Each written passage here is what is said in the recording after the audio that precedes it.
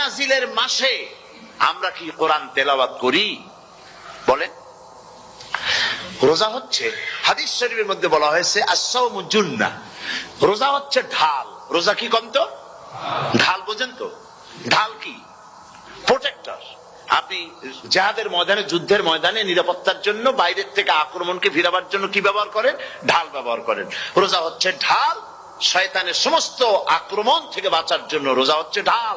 রোজার দিনে কেউ যদি আপনার সাথে ঝগড়া করে, তাহলে রাসূল বলেছেন তুমি বলো, তুমি ঝগড়ায় প্রবৃত্ত হবে না। তোমার সাথে যদি কেউ ঝগড়া করে, তুমি বলবে ইন্নী সাইম, আমি রোজাদার। আমি তোমার মতো ঝগড়া করতে আমিও পারি, আমি তোমার মতো গালাগালি দিতে পারি, কিন্তু আমি দেব না, ঝগড়াও করব না, গালিও দেব না, মারামারিও করব না, কারণ আমি রোজাদার। সুবহানাল্লাহ। রোজা আপনাকে গুনাহ থেকে বাঁচায় দেবে। দেখেন রোজা কিভাবে গুনাহ থেকে বাঁচায়। মিথ্যেবাদী, মিথ্যেবাদী সারাক্ষণ মিথ্যে কথা বলে, কিন্তু রোজার মাস আসছে। এখন মিথ্যাবাদী যারা, তাদের ঘনিষ্ঠ লোকদের কাছে শুনেছি যে তারা বলে, যদি কোনো লোক দিনের বেলা আইসা যায় আর এমন কথা, যে কথা বলতে গেলে মিথ্যা বলা ছাড়া উপায় নাই তার জন্য, সে তখন বলে ভাই তুমি তো অসময় আসছো, এখন আমি খুব ব্যস্ত, আই এম ভেরি বিজি, তুমি রাত্রে আসো। কথা বুঝতে পেরেছেন তো? রোজা হচ্ছে কি? রোজাটা কি বলে? ঢাল। কোন মেয়ে লোকের দিকে চোখ পড়লো, আহা আমি তো রোজাদার, চোখকে সাথে সাথে নিচে নামায় ফেললো। গানের আওয়াজ আসলো, আমি তো রোজাদার, সে গানটা শুনলো না। কাজী সমস্ত গুনাহ থেকে বাঁচার জন্য রোজা একটা বিরাট হাতিয়ার। সুবহানাল্লাহ। এই মাসে আল্লাহ রাব্বুল আলামিন এই মাসটা, এই রোজাটা কেন দিয়েছেন? লাআল্লাকুম তাত্তাকুন, ইয়া আইয়ুহাল্লাযীনা আমানু কুতিবা আলাইকুমুস সিয়ামু কামা কুতিবা আলাল্লাযীনা মিন ক্বাবলিকুম লাআল্লাকুম তাত্তাকুন। হে বিশ্বাসীরা, তোমরা যারা ঈমান এনেছো, শোনো, আমি রোজাকে তোমাদের জন্য ফরজ করেছি, যেমন করে ফরজ করেছিলাম তোমাদের পূর্বপুরুষদের উপরে। রোজা শুধু আমাদের উপরে ফরজ হয়েছে তা না, আমাদের আগে যারা যেসব নবীরা আসছিলেন তাদের উপর রোজা কি ছিল? ফরজ ছিল। সুতরাং এই রোজা তোমাদের উপরে ফরজ, এই জন্য লাআল্লাকুম তাত্তাকুন, যাতে করে তোমরা কি হতে পারো? পরেজগার হতে পারো। কি হতে পারো? পরেজগার, মুত্তাকি হতে পারো, আল্লাহকে ভয় করতে পারো। একমাত্র আল্লাহ। আপনাদের বাড়িতে যদি কারো বিড়াল থাকে, বিড়াল, বিড়াল বোঝেন তো না? কি বলে বিড়াল? বিলাই নাকি বলে? বিড়াল। এই বিড়াল যদি আপনাদের কারো বাড়িতে থাকে, তো বিড়ালের প্রসবকালীন অবস্থা দেখবেন। বিড়ালের প্রসব হবে, বাচ্চা দেবে। বিড়াল তখন ঘরের মধ্যে পেরেশান হয়ে ঘুরতে থাকে, একটা নিরাপদ জায়গা খোঁজে, একটা নিরাপদ জায়গা খোঁজে। প্রসব করার 2-3 দিন আগের থেকে খুঁজতে থাকে তার জন্য নিরাপদ জায়গা কোনটা। এরপরে খুঁজতে খুঁজতে প্রসবের দিন সে সত্যিকারের ঘরের মধ্যে সবচেয়ে কোনা কানা জায়গা যেটা, সেই রকমের একটা নিরাপদ জায়গা সে বেছে নিল। এরপরে বাচ্চা হলো। বাচ্চা হওয়ার পর এই বাচ্চার উপরে কেউ যেন আক্রমণ না করে, শত্রু যেন তার জায়গাটিতে না আসে, এই জন্য বাচ্চাটা আর তো হাত দিয়ে মায়ের মতো কোলে নিতে পারে না। সে আস্তে করে ঘাটটা কামড়ায় ধরে, যাতে করে বাচ্চা ব্যথা না পায়।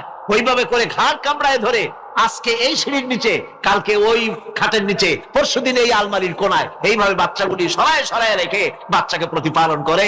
এই বিড়ালটাই হেদায়েত দিল। ওটাকে যিনি দিলেন তার নাম রব, তিনি হচ্ছেন রব্বুল আলামিন। সন্তান প্রতিপালনের ব্যবস্থা শুধু দুনিয়ার মানুষকেই দেন নাই, প্রাণী জগৎকেও দিয়েছেন। সুবহানাল্লাহ। বলেন, মুরগির বাচ্চা হলো, ডিমের থেকে বাচ্চা বেরোলো, এই বাচ্চাগুলি হয়েছে গতকাল। আজকে বাচ্চাগুলি আদার খাচ্ছে মায়ের সাথে, হঠাৎ করে একটা চিল এলো আর ওর মা একটা সিগন্যাল মারলো, সাথে সাথে বাচ্চাগুলি দৌড়াইয়া এমন পলান দিল, আপনি তো ভালো একাদশীর বাপেও তালাশ করে পাবে না যে মুরগির বাচ্চা পলাইলো তো। এখন ওই বাচ্চাটিকে এই সিগন্যাল সম্পর্কে কে অবহিত করলো যে এইরকম একটা আওয়াজ শুনলে এটা ভীতির আওয়াজ, এটা সাইরেন, এটা বিপদ সংকেত, এটা ডেঞ্জার সিগন্যাল, এটা শুনলে দেখলে তাড়াতাড়ি করে আত্মগোপন করবা। কেটে গেল, কেটে গেল, আল্লাহ পাক শিখাইছেন। এখন এক শ্রেণীর বুদ্ধিজীবী তারা আবার উল্টা কথা কয়। তারা বলে কি? তারা বলে যে মুরগি বাচ্চা, এই বাচ্চা যে দৌড় মারলো, এখানে আল্লাহ এইসব কিছু নাই, নাউযুবিল্লাহি মিন যালিক। তো এখানে কি আছে? কয় যে এখানে বিষয়টা হলো এই যে এই মুরগি আর মোরগ, ওর বাপ মা, এই দুজনের মধ্যে আছে চিলের ভয়, আছে শিয়ালের ভয়। ওই ভয় ওদের মধ্যে ছিল, এই মা বাপের ক্রসের মাধ্যমে বাচ্চা আসছে, কাজে ওই ভয় বাপের যদি কোনো রোগ থাকে, মায়ের রোগ থাকে, তো এগুলি তো বাচ্চার মধ্যেও ঢোকে। তো ভয় হোক, সুখ হোক, দুঃখ হোক, এই অনুভূতি স্বাভাবিক প্রক্রিয়ার মাধ্যমে বাচ্চার মধ্যে ঢুকছে, আর সিল দেখে আওয়াজ শুনে সে আত্মগোপন করেছে।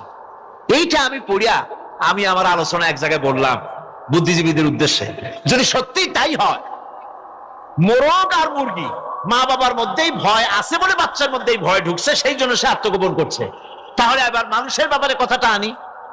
মানুষেরা সাপের ভয় করে না মহব্বত করে? কথার জবাব দিলে না, যখন তখন মনে হয় আপনারা সাপ বুঝি ভালোবাসেন। সাপ আমরা সকলেই ভয় পাই, মায়ও ভয় পায়, বাবাও ভয় পায়। এই মায়ের গর্ভে সন্তান এসছে, সন্তানের বয়স 2 বছর 2.5 বছর, ঘরের মধ্যে কেউ ছিল না, ঘরের মধ্যে একটা সাপ আসছে, একটা সুন্দর সাপ, দেখতে সুন্দর, কিন্তু সে সাপে কামড়ালে মানুষ মরে যায়। ওই সাপটা মাথা উঁচু করে ফোনা ধরেছে। এই বাচ্চাটা কি সাপ দেখে দৌড় মারবে, না বাচ্চাটা ওই সাপটাকে ধরার জন্য সে এগিয়ে যাবে? কোনটা করবে? এগিয়ে যাবে। তাহলে মা বাবার ভয়, তাদের মা বাবার রক্তের মধ্যে, শিরার মধ্যে সব জায়গায় সাপের ভয়, তার মাধ্যমে বাচ্চা হিসেবে বাচ্চার মধ্যে সাপের মহব্বত হইল কেন, ভয় হইল না কেন বাচ্চা অবস্থা? সুবহানাল্লাহ। আমার বন্ধুগণ, মুরগির বাচ্চাকে হেফাজত করার জন্য বুদ্ধিমান প্রাণী মানুষ তার কাছে নাই বলে আল্লাহ রাব্বুল আলামিন তারে বাচ্চা অবস্থা থেকে বোঝার তৌফিক দিয়েছেন কোনটা ভয়ের আওয়াজ, কোনটা হলো বিপদের আওয়াজ। মানব সন্তানের প্রতিপালন করার জন্য তার মার বাবা আছে বলে ওই রকম করে পশুদের মতো আল্লাহ বানান নাই, তাকে হেফাজত করার জন্য মা বাপ আছে বলে এই দায়িত্ব আল্লাহ পাক মা বাপের উপরে ছেড়ে দিয়েছেন। মা বাপ তাকে হেফাজত করে। রুবুবিয়তের প্রতিপালন, হেদায়েতের এই প্রতিপালন আল্লাহ পাক মানুষকে এভাবে করে তাদেরকে হেদায়েত দিয়েছেন, তার পথের চলার দিশা দিয়েছেন। পিঁপড়ার খাদ্য সংগ্রহের ব্যাপারটা দেখেন, পিঁপড়ার আছে দারুণ ঘ্রাণ শক্তি। কোথায় খাবার? 5 তলায় আপনি মিষ্টি খাচ্ছেন, রসগোল্লা থুয়ে দেন, তারপরে দেখেন কোন জায়গায় দিয়ে পিঁপড়া এসে জন্মের খাওয়া খায়, ঠিক কিনা? দেখেন তার কত তীব্র ঘ্রাণ শক্তি, সেখানে চলে যাচ্ছে। তাকে হেদায়েত দেওয়া হয়েছে, তাকে ঘ্রাণ শক্তি দেওয়া হয়েছে। চিল, শকুন, ঈগল কোথায় থাকে বোঝেন না? মহাশূন্যে 3 থেকে 3.5 মাইল উপরে শকুন, বাজ, ঈগল উঠতে থাকে। খাবে কি? ওখানে তো তার খাবার ছড়ানো নেই। আল্লাহ হচ্ছেন এমন রব, আমাদের স্রষ্টা হচ্ছেন এমন রব, যিনি ওই চিল, বাজ আর শকুন মহাশূন্যে যেগুলি উড়ে বেড়ায়, ওদেরকে আল্লাহ পাক এমন তীব্র দৃষ্টি শক্তি দান করেছেন, 3 মাইল উপর থেকেও ছাগল মুরগি মরা দেখলে ওখান থেকে সে ঝাঁপায় পড়ে তা খেতে পারবে। তাকে দেওয়া হচ্ছে দৃষ্টি শক্তি।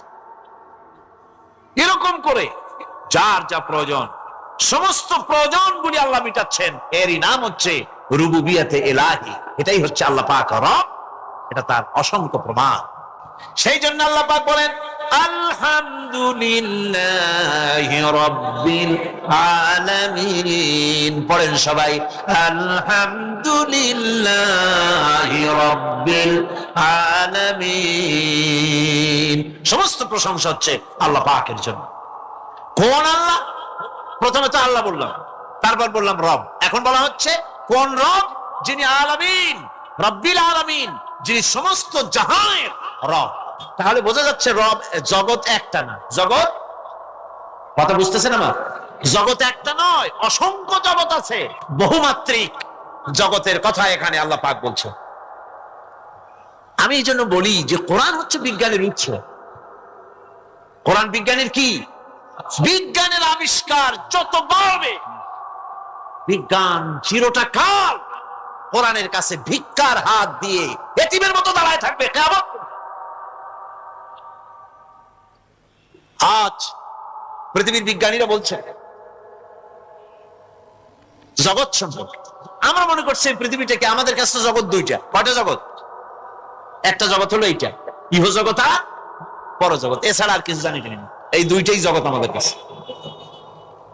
এখন দেখেন বিজ্ঞানীরা কি বলছে। বিজ্ঞানীরা বলছেন সৌরজগতে শুধু আমাদের সৌরজগৎটাই শেষ না, অসংখ্য সৌরজগৎ আছে মহাশূন্যে, অসংখ্য সৌরজগৎ। পৃথিবীর প্রতি 4 বিলিয়ন মানুষ যদি এক একটা সৌরজগৎ দখল করে, তাতেও সৌরজগৎ শেষ হবে না, আরো সহস্র সহস্র বিলিয়ন বিলিয়ন সৌরজগৎ আরো ফাঁকা পড়ে থাকবে। এত সৌরজগৎ আল্লাহ সৃষ্টি করেছেন। এই মহাশূন্যে বহুমাত্রিক জগতের কথা আল্লাহ পাক এখানে বলেছেন। এই পৃথিবী একটা জগৎ, এই মাটির তলে আছে আর এক জগৎ, সমুদ্রের ভিতরে আছে পানির তলার আর এক জগৎ। আর মহাশূন্য যে কি তা আপনার মাথায় শূন্য হয়ে যাবে চিন্তা করতে করতে। এই জন্য বিজ্ঞানীরা, বড় বড় বিজ্ঞানী, এরা কিন্তু নাস্তিক হয় না। বর্তমান বিজ্ঞানীরা চিন্তা করে গবেষণা করে খেই হারিয়ে ফেলছে মহাশূন্যকে দেখে। যেখানে আছে গ্যালাক্সি, যেখানে আছে মিল্কি ওয়ে, যেখানে রয়েছে অসংখ্য তারকা, এই পৃথিবীটা মহাশূন্য আল্লাহ যেভাবে তৈরি করেছেন সেই তুলনায় এই পৃথিবী একটা মার্বেলের চাইতে খুব বেশি একটা বড় কিছু হবে বলে মনে হয়। পৃথিবী যদি হয় একটা মার্বেলের মতো, তাহলে আমরা যে মানুষ, আমাদের অস্তিত্ব কোথায় চিন্তা করেন। এবার মহাশূন্যে চলেন। মহাশূন্য সে কি বিশাল মহাশূন্য! একটা তারকা থেকে আর একটা তারকায় যদি যেতে হয় তাহলে সহস্র সহস্র বিলিয়ন বছরের দরকার হবে। কি বছর? এ দুনিয়ার বছর না, আলোকবর্ষ, লাইট ইয়ার। আলো চলে প্রতি সেকেন্ডে কত? 1,86,000 মাইল। এই 1,86,000 মাইলের সেকেন্ড, এর মিনিট, এর ঘন্টা, এর দিন, এর মাস, এর বছর, এই আলোকবর্ষ। সহস্র সহস্র আলোকবর্ষ পার হয়ে যাবে এক তারকা থেকে আর এক তারকায় পৌঁছানো সুকঠিন। এ ধরনের অসংখ্য তারকা আল্লাহ পাক তৈরি করে রেখেছেন। সূর্য হচ্ছে পৃথিবীর চাইতে 13 লক্ষ গুণ বড়।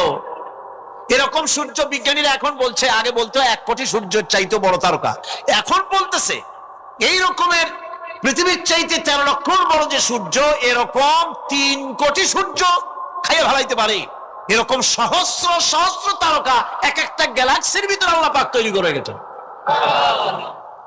এখন মনে হচ্ছে যে এই তারকাগুলি বড় না, এই তারকাগুলি চাইতো আবার বড় জিনিস কি, সেটাকে বলা হয় ব্ল্যাক হোল। সেটাকে বলা হয় ব্ল্যাক হোল, অন্ধকার কূপ। ব্ল্যাক হোল আবার ম্যানহোল বুঝবেন না, কিন্তু ম্যানহোলের ঢাকনা চুরি হয় যেমন। তবে একটা দৃষ্টান্ত আপনি বুঝতে পারেন, রাস্তায় রাস্তায় যেমন অসংখ্য ম্যানহোল আছে, ওই রকম করে মহাশূন্যে অসংখ্য ব্ল্যাক হোল আছে, একটা দুইটা না, অসংখ্য।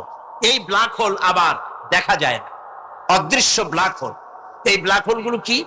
এগুলি কোরআনে কারীমের মধ্যে আল্লাহ পাক বলেছেন, ফালা উকসিমু বিমাওয়াকিন নুজুম, ফালা উকসিমু বিমাওয়াকিন নুজুম, শপথ সেই পতন স্থানের যেখানে নক্ষত্র সমূহ ধ্বংস হয়ে যায়, ধ্বংসপ্রাপ্ত হয়, কসম সেই স্থান সময়ের। সুবহানাল্লাহ। এই অন্ধকার কূপের, এই অন্ধকূপের কসম করছেন আল্লাহ পাক। সেই অন্ধকূপটা কি? সেই ব্ল্যাক হোলটা কি? সেই ব্ল্যাক হোল হচ্ছে ওই যে তারকার কথা বললাম, যে সূর্য খাইতে পারে, 3 কোটি সূর্য খাইতে পারে, এই রকমের তারকাগুলি ঘুরতে ঘুরতে কোনো এক কারণে যখন সে ব্ল্যাক হোলের রেঞ্জের মধ্যে এসে যায়, তখন ব্ল্যাক হোল ওকে এমন ভাবে চুষে হজম করে ফেলে যেমন বাচ্চা চকলেট চুষে খাইয়া ফেলায়।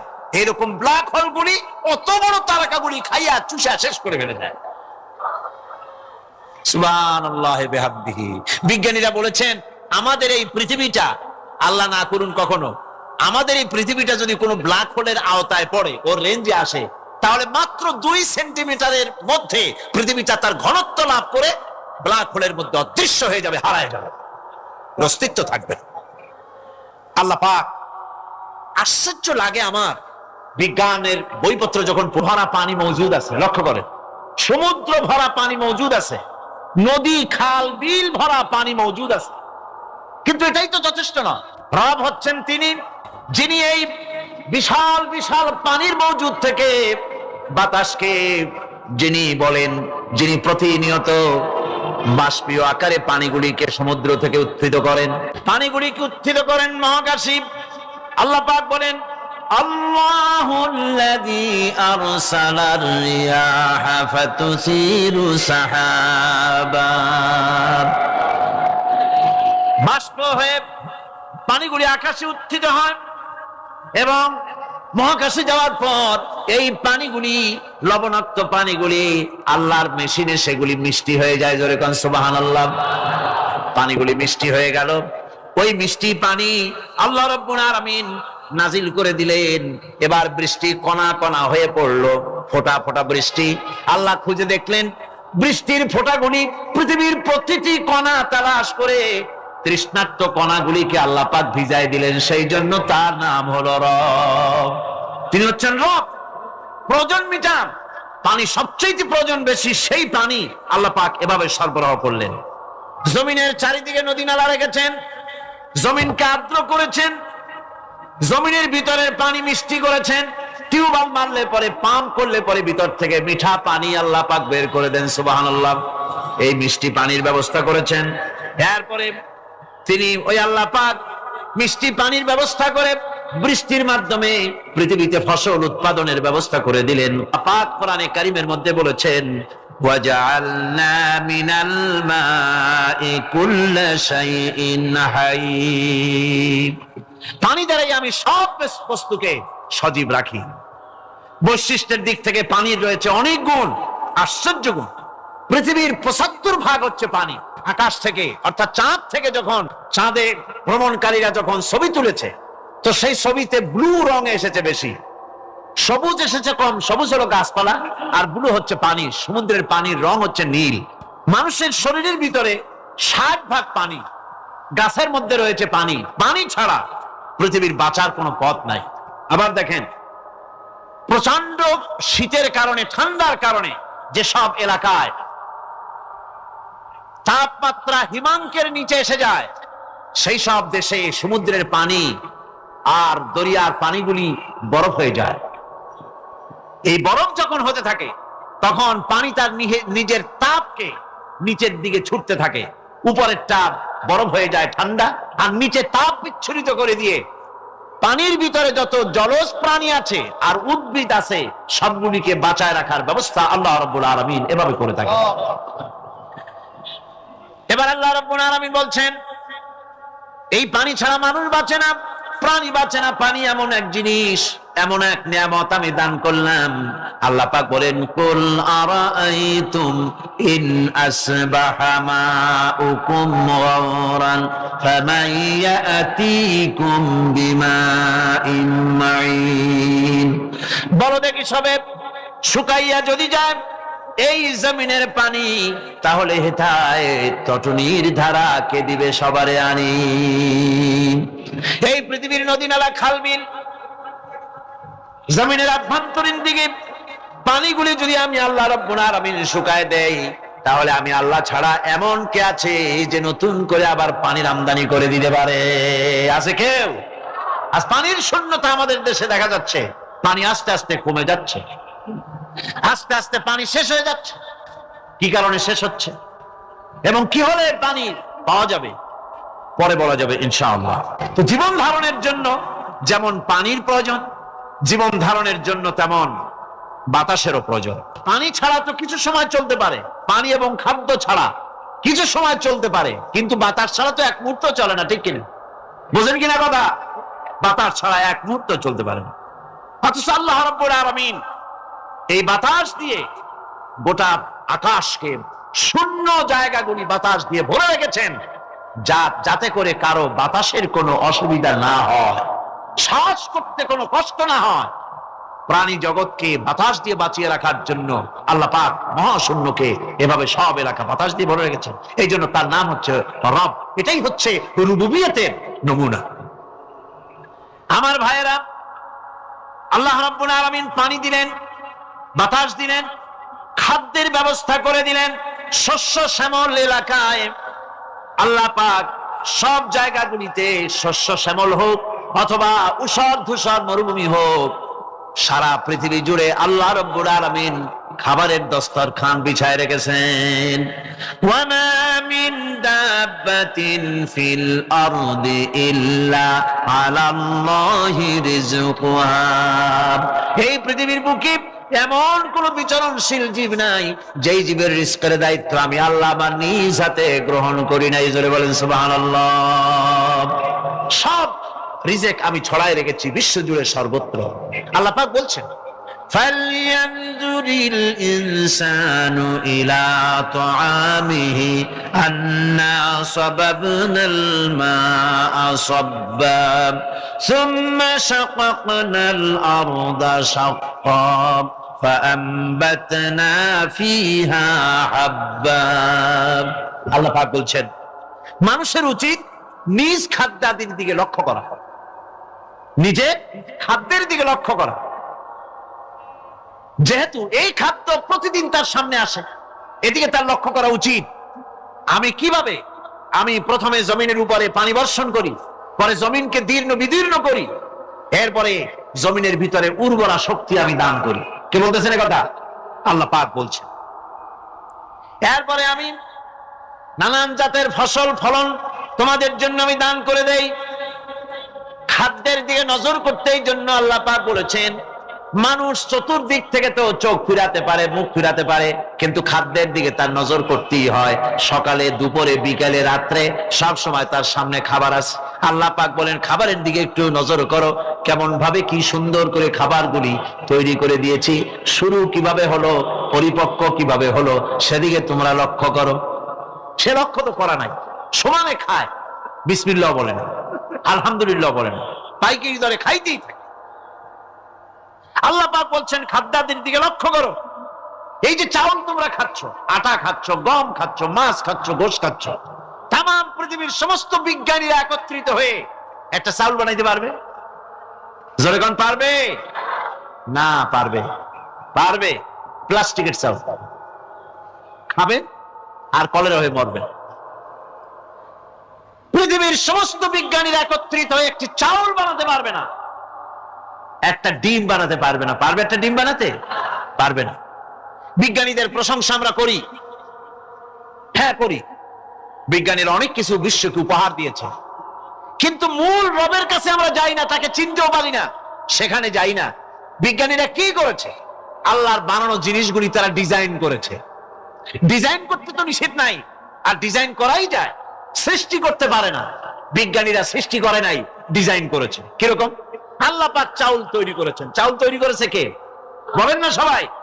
এখন আপনারা সেই চাউল দিয়ে পিঠা বানান, পায়েস বানান, সেই চাউল দিয়ে বাবা পিঠা, আরো কি যেন খায় চট্টগ্রামে, রস দিয়া, ওটা কি কর? দই পিঠা নাকি ধোঁয়া পিঠা। এইভাবে করে আপনি ডিজাইন তৈরি করছেন। আটা দিচ্ছে, আল্লাহ পাক আটা তৈরি করেছেন, গম দিয়েছেন, এই আটা দিয়ে গোলগোল্লা তৈরি হচ্ছে, এর দ্বারা রুটি তৈরি হচ্ছে, এর দ্বারা অসংখ্য রকমের সিমাই টিমাই ইত্যাদি দিয়ে, লাচ্ছা সিমাই, নানান রকমের সিমাই আপনি ডিজাইন করেন, অসুবিধা নাই। আল্লাহর তৈরি করা কাঠ দিয়ে ফার্নিচার তৈরি হচ্ছে, টেবিল হচ্ছে, চেয়ার হচ্ছে, গোষ্ঠী শুদ্ধ হচ্ছে। আল্লাহর তৈরি করা লোহা দিয়ে মাইক হচ্ছে, স্ট্যান্ড গান হচ্ছে, ব্রেন গান হচ্ছে, তারপরে প্লেন হচ্ছে। তাহলে আমি বলতে চাইলাম, বুঝাতে চাইলাম, সমস্ত জিনিস এর স্রষ্টা কে? জোরে বলেন কে? বিজ্ঞান শুধু এগুলিকে এক জায়গায় করে অ্যাসেম্বল করছে, এগুলিকে এক জায়গায় করে এক একটা রূপ দিয়েছে। এখানে বিজ্ঞানের কৃতিত্ব আছে ঠিক, কিন্তু আপনারাই বলেন লোহা যদি আল্লাহ তৈরি না করতেন এই মাইক তৈরি হতো? রাইফেল তৈরি হতো? আর রাইফেল যদি নাই হতো তাহলে কারাগারের বন্দীগুলো মারতেন কি দিয়ে? রাইফেল যদি না হতো যুদ্ধ করতেন কি দিয়ে? ঠিক কিনা? যত মারামারি ইত্যাদি যা কিছু হচ্ছে, তো শুধু মারামারির জন্যই তো আল্লাহ লোহা বানান নাই। লোহার সবচাইতে বড় প্রয়োজন হচ্ছে জমিন কর্ষণ করা, জমিন চাষ করা। এই জমিন চাষের জন্য লাঙ্গল দরকার, শাবল দরকার, খন্তা দরকার, কোদাল দরকার। এই লোহার দাম কেউ আল্লাহ পাক এত লোহা বেশি দিয়েছেন, যার জন্য লোহার দাম কম। সোনা কম দিয়েছেন, যেহেতু সোনার প্রয়োজনীয়তা কম, লোহার প্রয়োজনীয়তা বেশি, এই জন্য লোহা বেশি দিয়েছেন, দামটা কমে গেছে, যার জন্য আপনার আমার জন্য কিনে ব্যবহারটা সহজ হয়েছে। কথা ঠিক কিনা? আল্লাহ রাব্বুল আলামিন এইভাবে করে মানুষের রুবুবিয়াতটা, আল্লাহ পাকের রুবুবিয়াত হচ্ছে তিনি মানুষকে সুন্দর করে সৃষ্টি করে যা কিছু প্রয়োজন সবকিছু খাওয়াচ্ছেন, দিচ্ছেন। সে আল্লাহ পাক প্রশ্ন করছেন, কুল মান ইয়ারযুকুকুম মিনাস সামাই ওয়াল আরদ أمن يملك السمع والأبصار ومن يخرج الحي من الميت ويخرج الميت من الحي। আকাশের প্রশস্ত বুক থেকে এবং জমিনের এই প্রশস্ত বুক থেকে কে রিজেক তোমাদের খাদ্যকে উৎপাদন করে, কে নির্জীব থেকে সজীবকে বের করেন, আর কে সজীবকে নির্জীবে পরিণত করেন, তিনি কে? তিনি হচ্ছেন আল্লাহ পাক। আল্লাহ পাক বলছেন এই প্রশ্ন যদি তাদেরকে করা হয় তো তারা কি বলবে? আল্লাহ পাক বলেন ওয়ামান ইউদাব্বিরুল আমরা ফাসায়াকুলুনা আল্লাহ ফাকুল আফালা তাত্তাকুন। হে নবী, এদেরকে প্রশ্ন করুন, এদেরকে যদি প্রশ্ন করা হয় এই পৃথিবীর সুন্দর পরিচালনা পদ্ধতি কে করেন, তাহলে তারা এক কথায় বলবে, নিজের থেকেই বলবে আল্লাহ। কে করছেন সবকিছু? আল্লাহ। আল্লাহ পাক বলেন নবী তাহলে তাদেরকে বলেন এ কথা জানার পর, এ কথা বোঝার পরেও কেন তারা ঔদাসীন্যতা দেখাচ্ছে, কেন তারা গাফিল হয়ে যাচ্ছে, কেন তারা আল্লাহ পাককে ভয় করে তার পথের অনুসারী হচ্ছে না?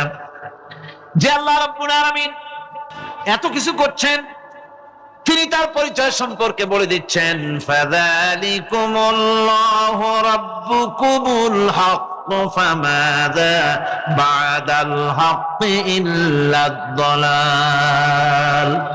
নিশ্চয়ই এসবের মূলে রয়েছেন তোমাদের রব, আমাদের আল্লাহ, আমাদের রব।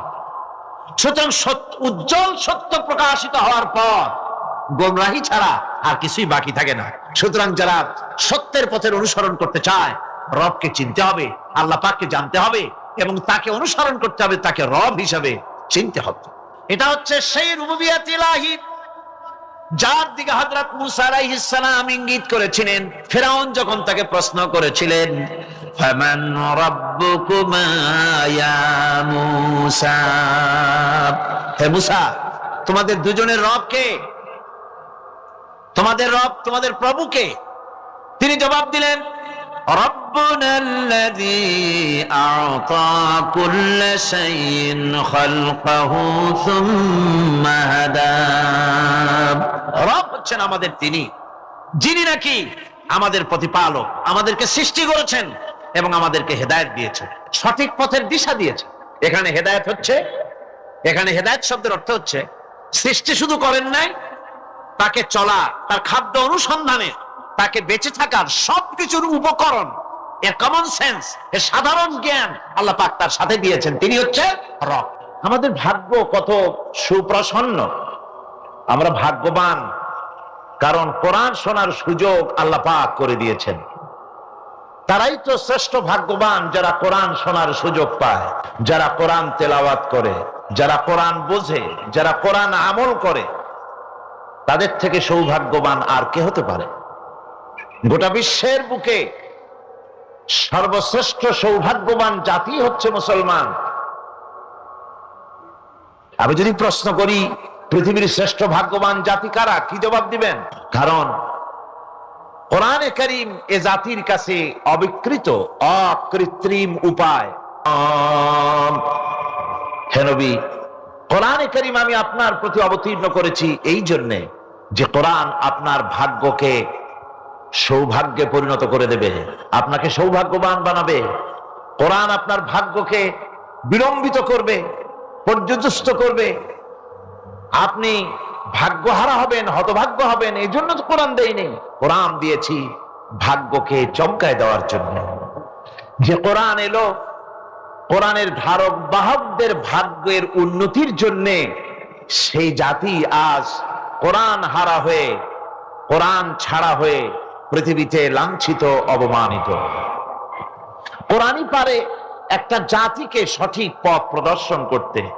কোরআন পারে একটা জাতির আকীদা, বিশ্বাসকে দৃঢ় করে দিতে, বদ্ধমূল করে দিতে। সত্যিকারের মানুষ বানাতে পারে কোরআন। মানুষ বানাতে পারে কে? কোরআন। আমি এই জন্য মাঝে মধ্যে বলি, এই পৃথিবীতে যদি কোরআন না আসতো, এই পৃথিবীতে যদি নবী না আসতেন, এই পৃথিবীতে যদি আল্লাহ নবী না পাঠাতেন, কোরআন না দিতেন, কিতাব না দিতেন, ইসলাম না দিতেন, শুধু মানুষ পৃথিবীতে বাস করত, তাহলে এই বিশ্ব বিশ্বের সমস্ত মানব মণ্ডলী যেখানে বাস করত, এই পৃথিবীটা মানুষের পৃথিবী বলা চলতো না, এই পৃথিবী হতো একটা পশুর বিচরণ ক্ষেত্র। কোরআন মানুষকে মানুষ বানিয়েছে। লাইসাল বিররা আন তুওয়াল্লু ওয়ুজুহাকুম কিবালাল মাশরিকি ওয়াল মাগরিবি ولكن البر من آمن بالله واليوم الآخر والملائكة والكتاب والنبيين। পূর্ব পশ্চিমে মুখ ঘুরানো, পূর্ব পশ্চিমে মুখ ফিরানো, এটাই পুণ্যবান নেককার সৎকার হওয়ার জন্য যথেষ্ট নয়। প্রকৃতপক্ষের মুমিন নেককার হওয়ার জন্য যে শর্তগুলি আল্লাহ পাক আরোপ করেছেন তা হচ্ছে, এক নম্বরে কি মনে আছে?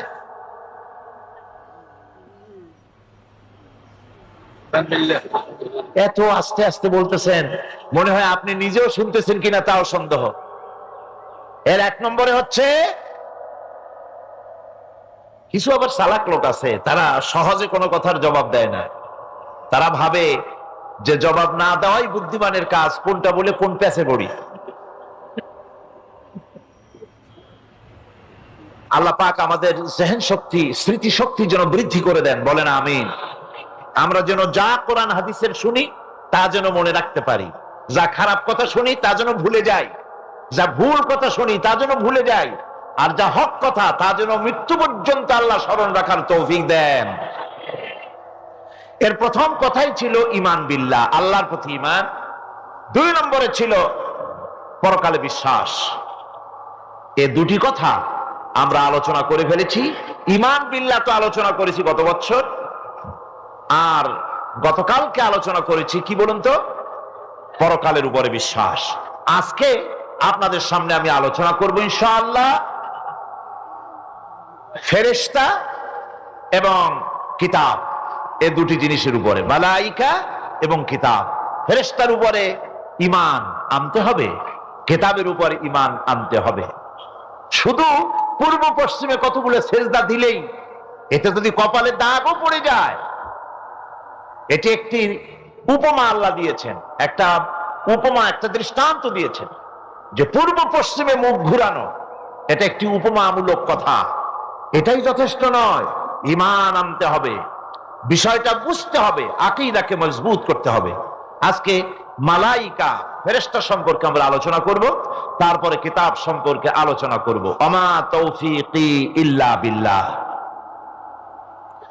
ফেরেশতাদের প্রতি ঈমান, এটা হচ্ছে আল্লাহর প্রতি ঈমানের পরিপূর্ণতা মাত্র।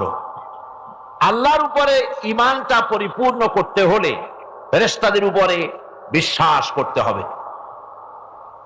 এর উদ্দেশ্য শুধু ফেরেশতাদের উপরে স্বীকৃতি দানই নয়, বরং প্রকৃতপক্ষে এই বিশ্ব ব্যবস্থায় তাদের স্থান কি এটা জেনে নিতে হবে। ফেরেশতারা হচ্ছে আল্লাহ রাব্বুল আলামিন তার আজ্ঞাবহ গোলাম, আল্লাহ পাকের, তারা হচ্ছেন দাস, আল্লাহ পাকের বান্দা, আমাদের মতো। আমরা যেমন আল্লাহর গোলাম, ফেরেশতারাও আল্লাহর গোলাম। এই ফেরেশতা সম্পর্কে পৃথিবীর বিভিন্ন ধর্মের বিভিন্ন রকমের কনসেপশন আছে।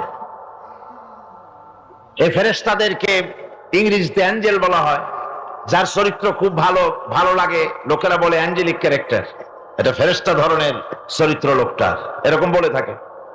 সুতরাং খ্রিস্টান হোক, ইহুদি হোক, আর হিন্দু হোক, যে কোনো জাতের লোক হোক, ফেরেশতায় তারা বিশ্বাস করে। আর এই ফেরেশতাদের উপরে তাদের বিশ্বাসটা হচ্ছে বিকৃত। কি ধরনের? কারো মতে ফেরেশতা হচ্ছে প্রকৃতির সন্তান, কারো মতে ফেরেশতা হচ্ছে আল্লাহর মেয়ে, নাউযুবিল্লাহি মিন যালিক। যার কারণে সূরা আন-নাজমের মধ্যে আল্লাহ পাক এর প্রতিবাদ করেছেন। আল্লাহ পাক বলছেন, ওরা দাবি করলো ফেরেশতা হচ্ছে আল্লাহর মেয়ে, আল্লাহ পাক বলছেন ألكم الذكر وله الأنثى تلك إذا قسمة ضيزى কি হে তোমরা ছেলেগুলি নিজেদের জন্য নিয়ে নিলে আর মেয়েগুলি আমার ভাগে ফেলে দিলে, এটা কি ধরনের অসম বন্টন? ফেরেশতাকে তারা বলেছে আল্লাহর মেয়ে, আবার কেউ বলেছে ফেরেশতারা আল্লাহর ছেলে। তারপরে কেউ কেউ বলেছে ফেরেশতা হচ্ছে আল্লাহর মদদগার, আবার কেউ কেউ বলেছে ফেরেশতা হচ্ছে মানুষের অভিযোগ শ্রবণকারী, মানুষের প্রয়োজন পূরণকারী। এখন এসব ধারণা এবং বিশ্বাসের কারণে দুনিয়ায় শিরক এবং বিদআতের প্রচলন ঘটেছে। কোরআনে কারীম বিশ্ব ব্যবস্থায় ফেরেশতাদের অবস্থান কি সেটা পরিষ্কার করতে চায়, যাতে করে শিরকের সমস্ত দরওয়াজা বন্ধ হয়ে যায় আর তাওহীদের দরজা নির্ভেজাল ভাবে খুলে যায়। ইসলামের মূল বক্তব্যই হচ্ছে তাওহীদকে প্রতিষ্ঠা করা। কি প্রতিষ্ঠা করা? তাওহীদকে প্রতিষ্ঠা করা, আর শিরক আর বিদআতের শিকড় শুদ্ধ তুলে ফেলা। এটাই হচ্ছে ইসলামের মূল আইডিয়া। কোরআনের ভাষায় স্পষ্ট করে বলা হয়েছে যে ফেরেশতারা আল্লাহর মেয়েও নয়, আল্লাহর ছেলেও নয়, তারা হচ্ছে আল্লাহর বান্দা। বলুন তো ফেরেশতারা আল্লাহর কি?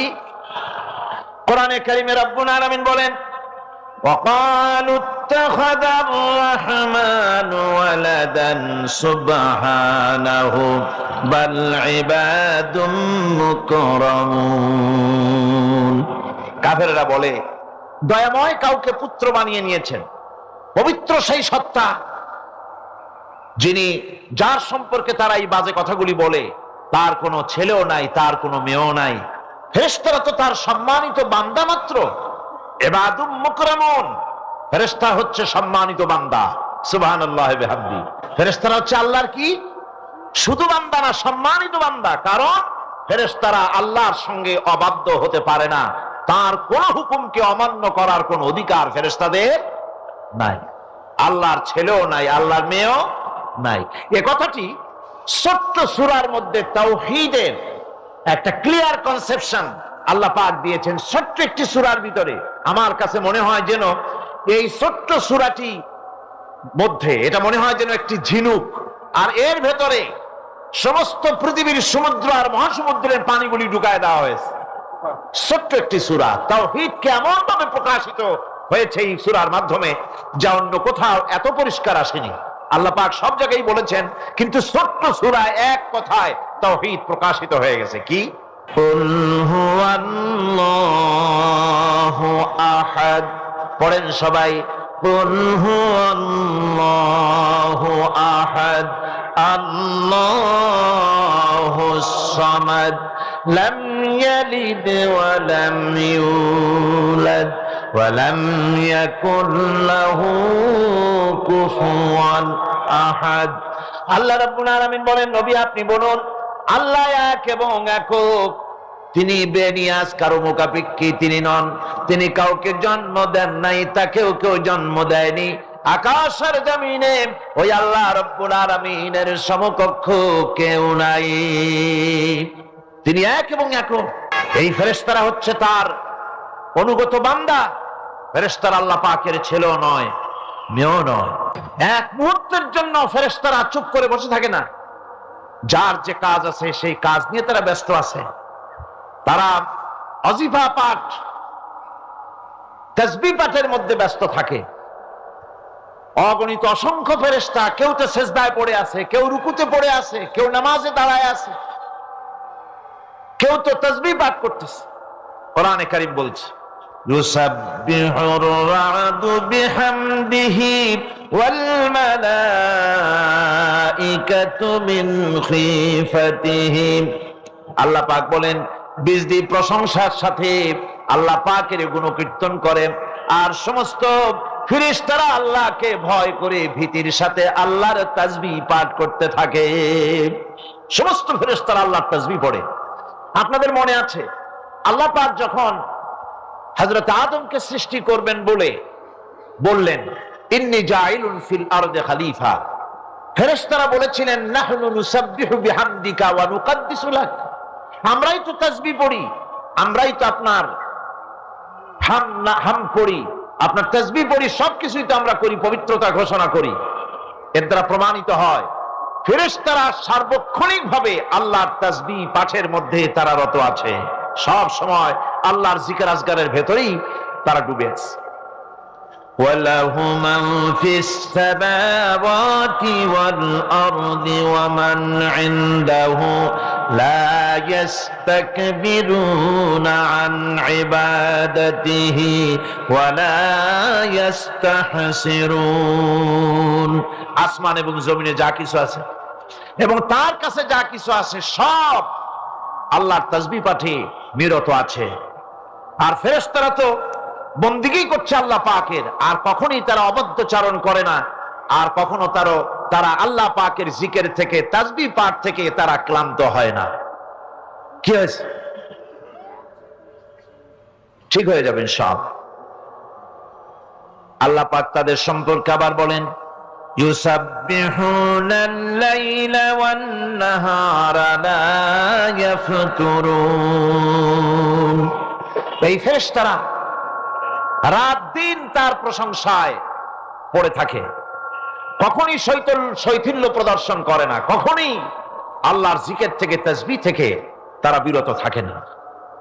এ ধারণার মধ্য দিয়ে কোরআনে কারীম মানুষকে স্পষ্ট করে বলছে যে ফেরেশতারা হচ্ছে আল্লাহর গোলাম, আল্লাহর বান্দা। তারা তোমাদের প্রয়োজন পুরা করতে পারে না, তারা তোমাদের ভাগ্যের কোনো উন্নতি করে দিতে পারে না, তারা আল্লাহর ছেলেও নয়, আল্লাহর মেয়েও নয়, এরা হচ্ছে আল্লাহর বান্দা। এই ফেরেশতাদের মাধ্যমে আল্লাহ রাব্বুল আলামিন আরেকটি কাজ নিয়ে থাকেন, তা হচ্ছে নবী এবং রাসূলদের কাছে এই ফেরেশতার মাধ্যমে আল্লাহ পাক বাণী প্রেরণ করেন। নবী রাসূলদের কাছে বাণী আনে কারা? আল্লাহর ফেরেশতা। এ কারণেই তাদের মাধ্যমে আল্লাহ পাক নবী রাসূলদের কাছে আল্লাহর বাণী পাঠান, যে এই ফেরেশতারা ওই বাণীর ভিতরে কোন রকম হ্রাস বৃদ্ধি করে না, তারা আল্লাহর অবাধ্য নয়, ওর মধ্যে তারা বাড়ায়ও না, তারা কমায়ও না, কোনো ক্ষমতা তাদের নেই। কোরআনে কারিমে আল্লাহ পাক বলছেন ইন্নাহু লাকাউলু রাসূলিন কারীম ذي قوة عند ذي العرش مكين مطاع ثم أمين। নিঃসন্দেহে এক সম্মানিত বার্তাবাহকের বর্ণনা, এক ফেরেশতার বর্ণনা। আরশ অধিপতির কাছে তিনি সম্মানিত। জিবরাইল আলাইহিস সালামের কথা বলা হচ্ছে, হযরতে জিবরাইল আমিন তিনি আল্লাহর কাছে সম্মানিত, অনুগত এবং তিনি বিশ্বাসী। আল্লাহ পাকের পক্ষ থেকে তিনি বাণী বহন করে নিয়ে আসেন, আর এর ভিতরে কোন রকম হ্রাস বৃদ্ধি করার কোন ক্ষমতা ফেরেশতার নাই। আল্লাহ পাক বলছেন ওয়া ইন্নাহু লাতানজিলু রাব্বিল আলামিন নাযালা বিহির রূহুল আমিন। নিঃসন্দেহে এটা হচ্ছে রব্বুল আলামিনের পক্ষ থেকে অবতীর্ণ করা কিতাব, যা নিয়ে বিশ্বস্ত আত্মা অবতরণ করেছেন, অর্থাৎ হযরতে জিবরাইল আমিন। আল্লাহ পাক তাকে বিশ্বস্ত বলেছেন, শাদীদুল কুওয়া বলেছেন, প্রচন্ড ক্ষমতা তার, আল্লাহ পাক বলেছেন। এর থেকে জানা গেল যে ফেরেশতাদের প্রতি ঈমান শুধু আল্লাহর প্রতি ঈমানের জন্যই নয়, বরং কিতাবের প্রতি, নবীদের প্রতি ঈমান আনার জন্য ফেরেশতাদের প্রতি ঈমান আনা জরুরি। ফেরেশতাদের উপর ঈমান আনা কি জরুরি, অত্যন্ত জরুরি। ফেরেশতাদের উপর তৃতীয় আরেকটি কারণে ঈমান আনতে হয়, সেটা হচ্ছে আল্লাহ পাক তাদের মাধ্যমেই কাজগুলি করে থাকেন। ফেরেশতারা হচ্ছে আল্লাহ পাকের রাষ্ট্রীয় কর্মচারী, আল্লাহ পাকের স্টাফ। তাদের মাধ্যমে আল্লাহ কোথাও বৃষ্টি দেন, কোথাও রহমত পাঠান, কোথাও গজব দেন, কোথাও ভূমিকম্পের সৃষ্টি করেন, কোথাও জলোচ্ছ্বাস, কোথাও ক্ষুধা, কোথাও দারিদ্র ইত্যাদি। পৃথিবীর ভিতরে আযাব, গজব, শান্তি যা কিছু আল্লাহ পাক করতে চান, এই ফেরেশতাদের মাধ্যমেই তা করে থাকে। এক কথায় ফেরেশতারা হচ্ছে আল্লাহ পাকের রাষ্ট্রীয় কর্মচারী। এই কথা এভাবেই বিশ্বাস করতে হবে যে ফেরেশতারা কখনো অবাধ্য হয় না, অবাধ্য হওয়ার কোনো ক্ষমতাই তাদের নাই। তারা আল্লাহ পাকের বাধ্যগত আজ্ঞাবহ কর্মচারী। ফেরেশতাদের উপরে ঈমানটা এই পর্যন্তই আমি আপনাদের সামনে বললাম। ফেরেশতাদের প্রতি ঈমান আনার ব্যাপারে এই তিনটি কথা আপনাদের সামনে পেশ করেছি। এখন 3 নম্বরে যে কথাটি বিশ্বাস করতে হবে সেটা হলো কিতাব। কিসের উপর ঈমান? কিতাবের প্রতি ঈমান। ইসলামের পরিভাষায় কিতাব বলতে বোঝানো হয় সেই বাণীকে, সেই নির্দেশকে, সেই গ্রন্থকে। বড় বড় কিতাব, তার মধ্যে সর্বশেষ যে কিতাবখানি তার নাম হচ্ছে কোরআন। জোরে বলেন, তার নাম কি? আল কোরআন। এটি হচ্ছে সবচেয়ে বড় কিতাব এবং মুকাম্মাল কিতাব। অন্যান্য কিতাবগুলিতে যা বলা হয়েছে তার থেকে অনেক বেশি শরীয়তকে মুকাম্মাল করে আল্লাহ রাব্বুল আলামিন কোরআনে কারীমের মধ্যে এটাকে পরিপূর্ণ করে দিয়েছেন। নবুয়ত আর কিতাব দুটির জিনিসের ভিতরে একটা সম্পর্ক আছে। নবুয়ত এবং কিতাব দুটোই আল্লাহর পক্ষ থেকে আসছে। নবুয়ত আসছে কার কাছ থেকে? আর কিতাব আসছে আল্লাহর কাছ থেকে। নবুয়ত এর দাবি কেউ নিজের থেকে করতে পারে না। এই কথা আমি বহুবার আপনাদের সামনে আলোচনা করেছি। নবী দাবির ভিত্তিতে হয় না, নবী আল্লাহ বানান। ইলেকশন করে, নির্বাচন করে এমপি বানানো যায়, মন্ত্রী বানানো যায়, প্রেসিডেন্ট বানানো যায়, চেয়ারম্যান বানানো যায়, মেম্বার বানানো যায়, কিন্তু ইলেকশন করে নবী বানানো যায় না। নবী ইলেকশনে হয় না, নবী হয় কিসে? সিলেকশন। নবী কিসে হয়? সিলেকশনে। সিলেকশনটা করেন কে? আল্লাহ রাব্বুল আলামিন। সুতরাং নবী আল্লাহর কাছ থেকে আসে আর কিতাবও আল্লাহর কাছ থেকে আসে। নবী যদি কিতাব ছাড়া আসতেন, খুব ভালো করে বোঝেন, নবী যদি কিতাব ছাড়া আসতেন আর কিতাব যদি নবী ছাড়া আসতো, তাহলে মানুষের ধর্ম পালন, জীবনের কর্তব্যবোধ, জীবন পরিচালনা এবং ধর্মকে অনুধাবন করা দারুণভাবে সুকঠিন হয়ে পড়ত। কোরআনের নমুনাই হচ্ছে, কিতাবের নমুনা হচ্ছেন আম্বিয়ারা। আম্বিয়া আলাইহিমুস সালাম, তারা হচ্ছেন কিতাবের নমুনা। কিতাবও যার, নবীও সে আল্লাহ সুবহানাহু ওয়া তাআলা। কোরআন হচ্ছে একটা থিওরি, আর নবীরা হচ্ছেন, কিতাব হচ্ছে থিওরি, নবীরা হচ্ছেন তার প্র্যাকটিক্যাল। থিওরি আর প্র্যাকটিক্যাল দুটো জিনিস এক নয়। যেমন আমি যদি কাগজে লিখি র দন্তেশ গয় ওকার লয় লয় আকার, কাগজে লিখে দিলাম, কি হলো কন্ত? বলুন সবাই, কি হলো? এখন যদি আপনারা এটার উপরে চাটেন, মিষ্টি লাগবে? বলবেন মিষ্টি কেমনে লাগবে, ওর মধ্যে দুধ নাই, চিনি নাই। আচ্ছা ঠিক আছে, লিখে দিলাম দুধ, চিনি ইত্যাদি যা যা লাগে সব লিখা কাগজটারে গোল বানাই দিলাম। এখন যদি চাবান, তাও কি মিষ্টি লাগবে? লাগবে না। মিষ্টি লাগবে কি হলে? দুধ কিনতে হবে, ছানা বানাতে হবে, চিনি শিরা তৈরি করতে হবে, তারপরে রসগোল্লা বানাতে হবে, এরপরে আপনি ফ্রিজে রাখবেন, চামচ দিয়ে কাটবেন, মজা করে খাবেন, তখন আপনার ভালো লাগবে, ঠিক কিনা? এখন ভালো লাগলো কেন? যেহেতু এটা প্র্যাকটিক্যালে আসছে। আর আগে কাগজ চেটেছেন, কাগজ চাবাইছেন, ভালো লাগে নাই, কারণ থিওরি চাবাইছেন। প্র্যাকটিক্যালে না আসা পর্যন্ত মজা পাওয়া যাবে না। সেই জন্যে কোরআন হচ্ছে একটা থিওরি, কাগজে লেখা একটা থিওরি। এই থিওরিটা আল্লাহ রাব্বুল আলামিনের। এই থিওরি যদি প্র্যাকটিক্যাল না থাকে, মডেল না থাকে, আদর্শ না থাকে, তাহলে তা পালন করা মানুষের জন্য দুঃসাধ্য, সুকঠিন। এই জন্য আল্লাহ সুবহানাহু ওয়া তাআলা কোরআনের মুজাসসাম নমুনা হিসেবে পেশ করেছেন মুহাম্মদুর রাসূলুল্লাহ সাল্লাল্লাহু আলাইহি ওয়াসাল্লাম। তিনি হচ্ছেন কোরআনের মডেল। সুবহানাল্লাহ ওয়া বিহামদিহি। যার জন্য তিনি স্পষ্ট করে বলতে পেরেছেন যে কথা কেউ বলতে সাহস পায়নি, যে কথা নবী বলেছেন।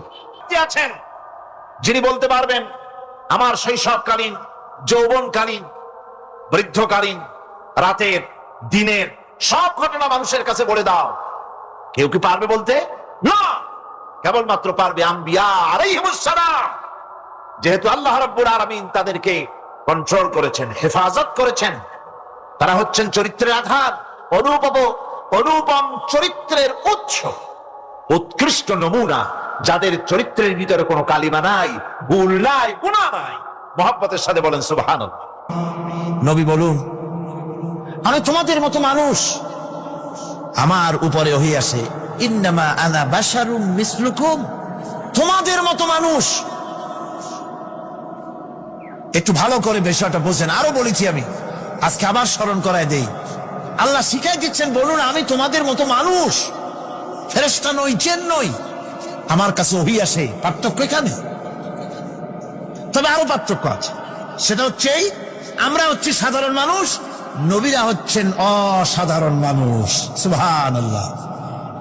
আমরা হচ্ছি মানব, রাসূল আল্লাহর পয়গম্বর হচ্ছেন মহামানব। কথা বুঝে আসছে? তার মানে হলো আমরা সাধারণ মানুষ। সাধারণ মানুষেরা গুনাহ করতে পারে, ভুল করতে পারে, সব রকমের গুনাহ করতে পারে। নবীরা কোনো গুনাহ করতে পারেন না। আল্লাহ পাক তাদের দিয়ে গুনাহ করান না। আল্লাহ পাক ফেরেশতা দিয়ে, আপন কুদরত দিয়ে নবীদেরকে হেফাজত করেন। সুবহানাল্লাহ। সুতরাং এই কথা বিশ্বাস করতে হবে, সমস্ত নবীরা হচ্ছেন মানুষ। নবীদের আদর্শই কেবলমাত্র আদর্শ, সেই আদর্শকেই গ্রহণ করতে হবে, তাকেই একমাত্র নেতা হিসাবে গ্রহণ করতে হবে। আমার নেতা বলতেও রাজি না। মুশকিল কি এক জায়গায়? কয় যে নেতা বলা যাবে না কেন? কয় যে ওই যে মানুষেরা বলে, স্লোগান দেয়, আমার নেতা, তোমার নেতা, অমুক তমুক, হেন তেন, তো এগুলির সাথে নবীরে মিশানো এটা ঠিক না। আচ্ছা, নবীরে নেতা কব না, কবটা কি? নবী কি হয় নেতা হবে, না হয় অনুসারী হবে, এর বাইরে তো কিছুই নাই। হয় ইমাম, না হয় মুক্তাদি। বাইরে কি? বাইরে তো নাই কিছু। সুতরাং নবীকে মুক্তাদি হবে, নবীকে অনুসারী হবে? নিশ্চয়ই হাজার বার নবী হচ্ছেন ইমাম, নবী হচ্ছেন নেতা। আমরা যখন আরবিতে বলি, ওনারা নিজেরাও আরবিতে বলেন, তখন কোনো আপত্তি হয় না। আল্লাহুম্মা সাল্লি আলা সাইয়্যিদিনা মুহাম্মদ। সাইয়্যিদিনা মানে হচ্ছে আমাদের লিডার, আমাদের নেতা। সাইয়্যিদিনা যখন বলে তখন আপত্তি করে না, কিন্তু আমাদের নেতা বললেই আপত্তি করেন। বাংলা ভাষা, বাংলাদেশি মানুষ হইয়া বাংলা ভাষার প্রতি গভীর জ্ঞান দেখলে দুঃখই হয়। বন্ধুগণ, মনে রাখতে হবে, নবী হচ্ছেন মাসুম, বেগুনাহ এবং নেতা, আর মুহাম্মদ সাল্লাল্লাহু আলাইহি ওয়াসাল্লাম হচ্ছেন বিশ্ব নেতা, এতে কোনো সন্দেহ নাই। এই নবীর অনুসরণ করতে হবে। সিদ্দিকিন হচ্ছে সত্যকে যারা উদার, উন্মুক্ত, অকুণ্ঠ চিত্তে, দ্বিধাহীন ভাবে যারা গ্রহণ করেছে, এর বিপরীত যারা করেই নাই, তারাই হচ্ছেন সিদ্দিকিন।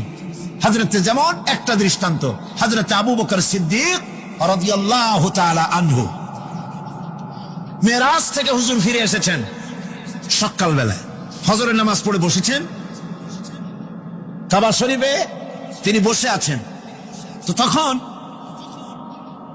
আবু জাহেল এসে বলছে, মুহাম্মদ সাল্লাল্লাহু আলাইহি ওয়াসাল্লাম, প্রত্যেক দিনই তো নতুন নতুন কথা কও, আজকে কোনো নতুন কথা আছে? হুজুর বললেন, হ্যাঁ নতুন কথা আছে। কি? বলে, এই তো শেষ রাত্রে জিবরাইল আসছিল, আমারে নিয়ে গেল বাইতুল মুকাদ্দাসে, জেরুজালেমে গিয়ে নামাজ পড়লাম, ওইখান থেকে মহাকাশ পাড়ি দিলাম, 7 আকাশ পাড়ি দিলাম, সিদরাতুল মুনতাহা গেলাম, আরশে আজিম ভ্রমণ করলাম, আল্লাহর সাথে কথা কইলাম, জান্নাত জাহান্নাম দেখলাম, তারপরে আবার এই আইসা নামাজ পড়িয়া তোমাদের সাথে কথা বলতেছি। আবু জাহেল কয় যে, খাইস, যাও, মাথা টাথা একটু ভালো ছিল, এখন তাও সর্বনাশ হয়ে গেছে। কয়, মুহাম্মদ সাল্লাল্লাহু আলাইহি ওয়াসাল্লাম, তুমি যা বললা এই কথাটা আমি কি হুবহু মানুষের কাছে বলবো? হুজুর বলছেন, অবশ্যই বলো গিয়ে। আবু জাহেল চিন্তা করলো, দিস ইজ দ্য মোমেন্ট, এটাই হলো আসল সুযোগ পেয়ে গেছে মানুষকে বিভ্রান্ত করার জন্য। সবার আগে ছুটে চলল হযরতে আবু বকর রাদিয়াল্লাহু তাআলা আনহুর বাড়িতে, যে বলছেন, আবু বকর শুনেছ? বলে, কি? মুহাম্মদ সাল্লাল্লাহু আলাইহি ওয়াসাল্লাম এই রকমের কথা বললো, বেচারার মাথাটা যাও ভালো ছিল, শেষ। হুজুর বলছেন, আবু জাহেল, আমার রাসূল কি এরকম বলেছেন? আবু জাহেল বলছে, আমার নিজ কানে শুনে আসলাম, এখনো তিনি সেখানে বসা। হযরত আবু বকর বলেন, আবু জাহেল, আমার আল্লাহর নবী তিনি যদি এরকম কথা বলে থাকেন, তাহলে আমি কোনো সন্দেহ পোষণ করি না, অবশ্যই আল্লাহ রাব্বুল আলামিনের হাবিব যা বলেছেন তা সত্য। হযরত আবু বকর রাদিয়াল্লাহু তাআলা আনহু মসজিদে হারামে আসলেন, হুজুরকে জিজ্ঞেস করলেন, হুজুর, আবু জাহেল আমাকে এইসব কথা বললো, এগুলি কি ঠিক? হুজুর বললেন, হ্যাঁ। তিনি ঘটনা বয়ান করলেন। হযরত আবু বকর বললেন, হে রাসূল, আপনি যা বলেছেন সত্য বলেছেন, আপনার মেরাজ ঠিক হয়েছে, সঠিক হয়েছে, সন্দেহ নাই। হুজুর বলেন, আবু বকর, তুমি তো শুধু আবু বকর নাও, তুমি সিদ্দিক। সত্যকে যারা অকুণ্ঠ চিত্তে, অকুণ্ঠ চিত্তে, দ্বিধাহীন ভাবে যারা সত্যের সামনে মাথা নত করেছে, গ্রহণ করে নিয়েছে, দ্বিমত পোষণ করে নাই, কোন রকমের দুষ্ট বুদ্ধির আশ্রয় গ্রহণ করেনি, উল্টা পাল্টা করেনি, এই সমস্ত মানুষেরই হলো সিদ্দিক। সিদ্দিক আর এদের দলকেই সিদ্দিকিন বলা হয়। তাহলে নবিয়্যিন, সিদ্দিকিন এনারা হচ্ছেন নিয়ামত প্রাপ্ত। 3 নম্বরে হচ্ছে শুহাদা, সত্যকে যারা যারা সত্যের সাক্ষী দিয়েছে, সত্যের সাক্ষ্যদাতা। সত্য হচ্ছে ইসলাম। সত্য কি? ইসলাম। সত্য হচ্ছে আল্লাহ, সত্য হচ্ছে নবী, সত্য হচ্ছে কোরআন, সত্য হচ্ছে হাদিস। এই মহাসত্যকে যারা স্বীকৃতি দিয়েছে, নিজেদের কথা দিয়ে, কাজ দিয়ে, ধন দিয়ে, সম্পদ দিয়ে, এমনকি নিজের জীবনটা এই রাস্তায় বিলিয়ে দিয়ে মহাসত্যের চিরস্থায়ী সাক্ষী দিয়ে দুনিয়া থেকে যারা বিদায় হলেন, ওনারা হচ্ছেন শহীদ। আজ রাস্তাঘাটে শহীদ হয়, যার তার নামের আগে শহীদ বসায় দেয়। শহীদ এত সোজা জিনিস নয়। আল্লাহর রাস্তায় ধর্মের জন্য, ইসলামের জন্য, আল্লাহর জন্য, কোরআনের জন্য, রাসূলের জন্য যারা জীবন দেন, তারাই হচ্ছে শহীদ। এই শহীদদের মর্যাদা আল্লাহ রাব্বুল আলামিন এত বেশি মর্যাদা দান করেছেন। শহীদদের মর্যাদা আল্লাহ পাক দিয়েছেন, কিয়ামতের দিন শহীদদেরই কোনো বিচার করা হবে না। আল্লাহ রাব্বুল আলামিন শহীদদেরকে বিনা বিচারে জান্নাত দিয়ে দিবেন। শহীদের বিশাল মর্যাদা, বিরাট মর্যাদা। এই শহীদ শাহাদাতের তামান্না প্রত্যেক মুসলমানের ভিতরে থাকতে হবে। হুজুর বলেছেন, শহীদি মওতের যন্ত্রণা পিঁপড়ায় কাটার যন্ত্রণার চাইতে বেশি কিছু নয়। শাহাদাত হচ্ছে এপারে মওত আর ওপারে আল্লাহর সঙ্গে দেখা হয়ে যাবে। শহীদি মওত হচ্ছে আল্লাহর সঙ্গে দেখা করার একটা সেতু বন্ধন, একটি সেতু, একটি ব্রিজ, একটা পুল, একটা সাঁকো। এপারে দুনিয়া, ওপারে আল্লাহ পাকের সঙ্গে দেখা হবে। সুবহানাল্লাহ।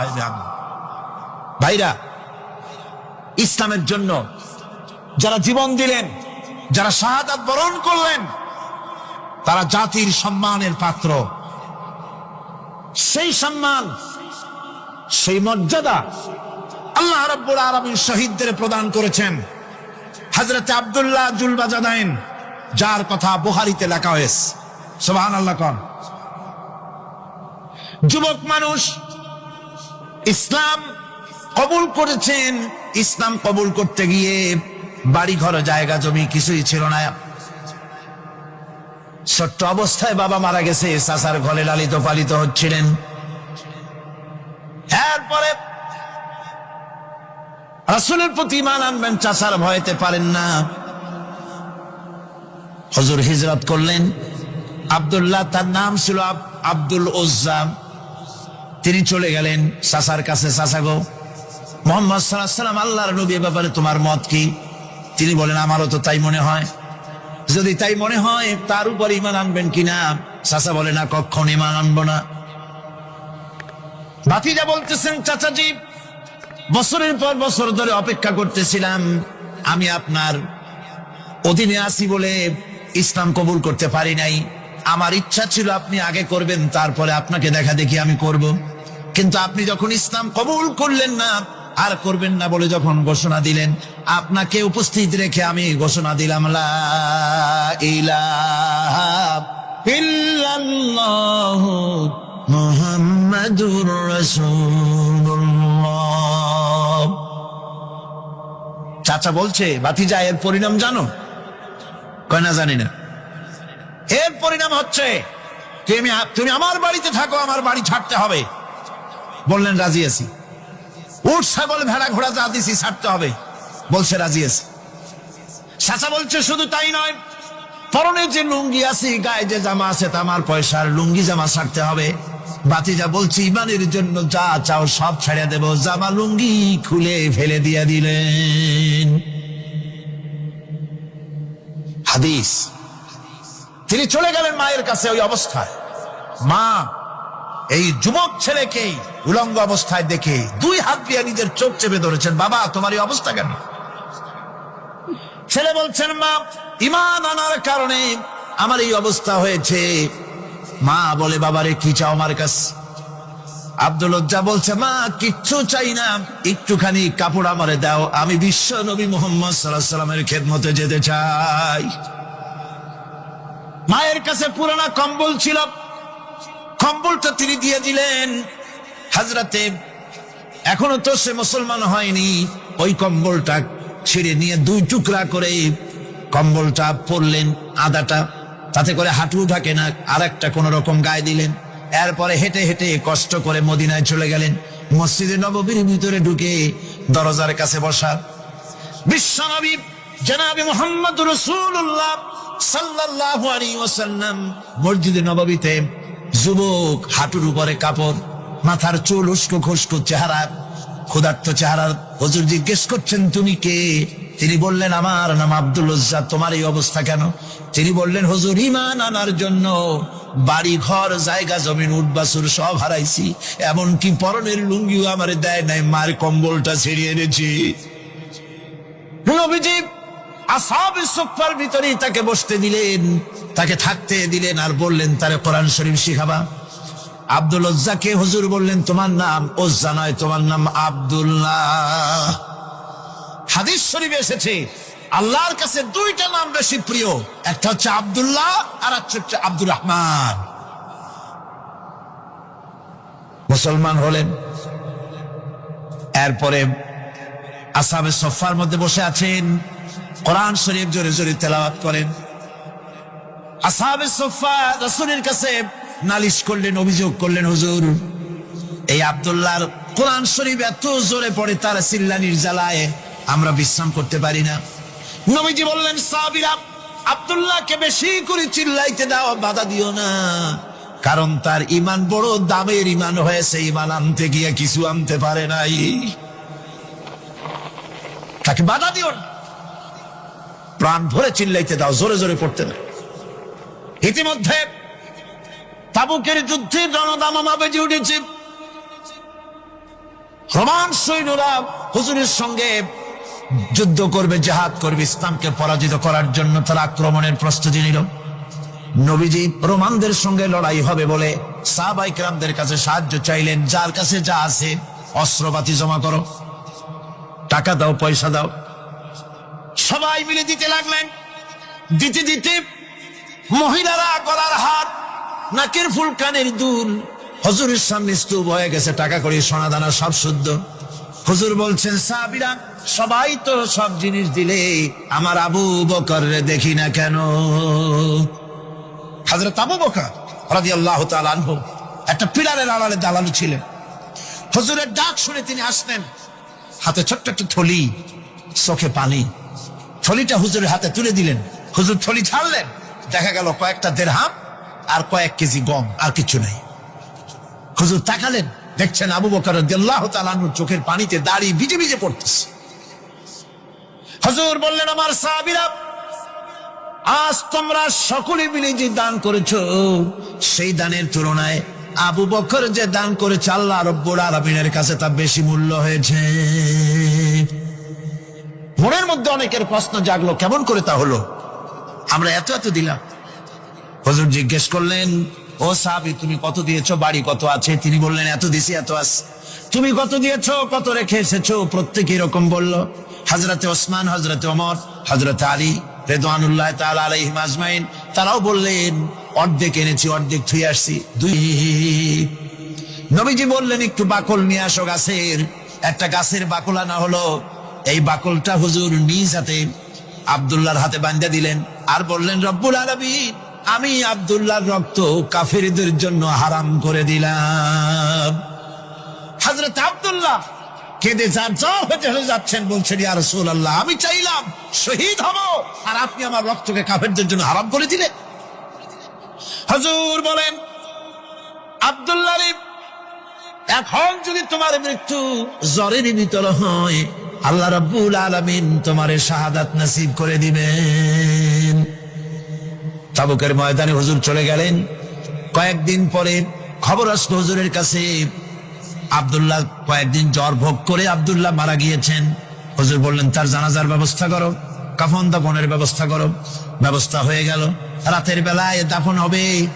একজন লোক কবরের কাছে দাঁড়ায় টিম টিম করে একটা আলো নিয়ে দাঁড়ায় আছে। আর একজন লোক কবরের ভিতরে নেমেছেন। দুই ব্যক্তি লাশ দুই হাতে উঁচু করে নিয়ে আসতেছেন কবরের কাছে। যিনি কবরের ভিতরে দাঁড়ানো তিনি বলতেছেন, লাশ বহন করে তোমরা যে দুইজন আনতেছো, লাশের সাথে খবরদার বেয়াদবি করো না, তোমাদের ভাইয়ের সঙ্গে আদব করো। এই বলে কবরের ভিতরে যিনি দাঁড়িয়েছিলেন তিনি লাশটারে ধরলেন। কবরের ভিতরে দাঁড়ায় তিনি লাশ ধরেছেন, লাশকে কবরে শোয়াই দিয়েছেন। তিনি আর কেউ নন, তিনি বিশ্ব নবী মুহাম্মদুর রাসূলুল্লাহ। নিজের হাতে হযরত আব্দুল্লাহকে শোয়াই দিলেন। লাশ বহন করে যে দুইজন আনলেন তার একজন হলেন হযরত আবু বকর আর একজন হযরত ওমর রাদিয়াল্লাহু তাআলা আনহুমা। আর আলো নিয়ে যিনি দাঁড়িয়েছেন টিম টিম করে জ্বলতেছেন তিনি হযরত বেলাল। কবরের ভিতরে হযরত আব্দুল্লাহকে শুইয়ে দিয়ে উপরে মাটি দিয়ে নবীজি কবরের দুই দিকে হাত দিয়া আল্লাহ রাব্বুল আলামিনের দরবারে ফরিয়াদ তুললেন, রব্বুল আলামিন, আমি আজকে সন্ধ্যা পর্যন্ত এই আব্দুল্লাহর প্রতি রাজি ছিলাম, খুশি ছিলাম। আল্লাহ গো, তুমি আব্দুল্লাহর প্রতি রাজি হয়ে যাও। হযরত ইবনে মাসউদ রাদিয়াল্লাহু তাআলা আনহু পাশে দাঁড়ানো ছিলেন। চিৎকার দিয়ে কেঁদে কেঁদে বললেন, আয় আল্লাহ তাআলা, এই কবরের ভিতরে আজকে আব্দুল্লাহর লাশটা না হইয়া যদি আমার লাশ হতো, আমার ভাগ্যটা খুলে যেত। শহীদের মর্যাদা আল্লাহ পাকের কাছে সব থেকে বেশি। এই শহীদের পথ নিয়ামত প্রাপ্তদের পথ। যারা নিয়ামত পেয়েছে পৃথিবীতে, নবীজিন, সিদ্দিকিন, শুহাদা, এরাই হচ্ছেন নিয়ামত প্রাপ্ত। আল্লাহর রাস্তায় জীবন দেওয়ায় যে মজা, পৃথিবীতে আর কোনো কিছুতে সেই মজা নাই। হযরত ওমর রাদিয়াল্লাহু তাআলা আনহু দোয়া করতেন, আল্লাহুম্মা রযুকনি শাহাদাতান ফি সাবিলিক ওয়াজআল মাউতি ফি বালাদি রাসূলিক। আয় আল্লাহ, তুমি আমাকে শাহাদাতের মত আমাকে দান করো। শাহাদাতের তামান্না প্রত্যেকটি মুসলমানের ভেতরে থাকতে হবে। শহীদ হওয়া যাবে ইসলামের জন্য। সময় হয়তো আসতে পারে, হয়তো এমন সময় আসতে পারে যখন কোরআনের মর্যাদাকে টিকিয়ে রাখার জন্যে, সুন্নতে নববীকে টিকিয়ে রাখার জন্যে জান দেওয়া লাগতে পারে। তখন কি আপনারা জীবন দিতে পারবেন? এরপরে চতুর্থ নম্বরে হচ্ছে সালিহিন। চতুর্থ নম্বরে কি?